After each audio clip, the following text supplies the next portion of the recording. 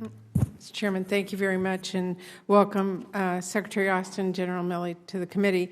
I really do appreciate all the work you're doing to make sure that our armed services are a professional and welcoming environment. But one thing I am concerned about is that within our armed forces, we are still seeing discrimination and extremism, and I really encourage you to continue your focus for this on the department. I know there's a long ways to go. And another similar problem is sexual assault.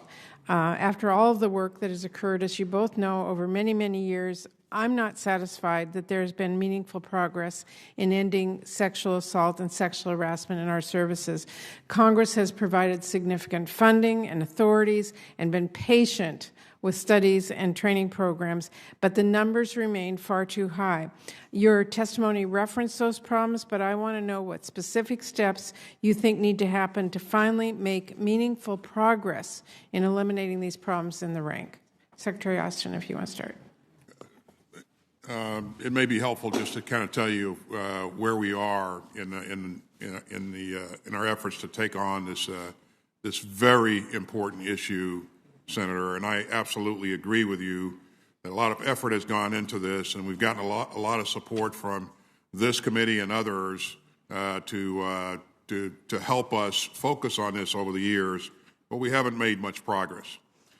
So one of the very first things I did coming in as secretary was issue a directive to the services to provide me input and their best advice, best ideas on how we could improve. But beyond that, I commissioned an independent review commission by direction of the President to look at ourselves on sexual assault. 4 lines of effort in that commission. The first is accountability, and that addresses how we prosecute violations or sexual assault offenses, and of course this addresses the UCMJ. Another line of effort was prevention. Another line of effort was climate and culture, and then finally victim care. I've already gotten the input back on accountability, and I've talked about that input with the service secretaries and the service chiefs. Very shortly, I will make a recommendation to the President on how I think we should proceed. But clearly, I believe we have to take a different approach to be able to restore confidence in our system. I think right now we're at a point where we don't have the confidence that we should have in our young troopers who are in our ranks. And so we have to do something about that. Okay, thank you, General. Yes, Senator, and I've said publicly, and I said in testimony in other committees, you're correct. We haven't moved the needle, and we haven't reduced significantly or even a little bit the numbers, the actual numbers of reported sexual assaults. Therefore, we need to do something fundamentally different. The IRC, the Independent Review Commission, is coming up with recommendations. I've had an opportunity to interact with both the Commission and obviously give my advice to the Secretary. And I and the other chiefs are very open to fundamental and significant change in the Uniform Code of Military Justice with respect to sexual assault, sexual harassment, and related crimes. We are reviewing the other lines of effort very carefully, and I think you're going to see some substantive change here very shortly. Very good. I look forward to seeing that soon. Thank you. Secretary Austin, as you know, military families face a range of challenges on a day-to-day basis.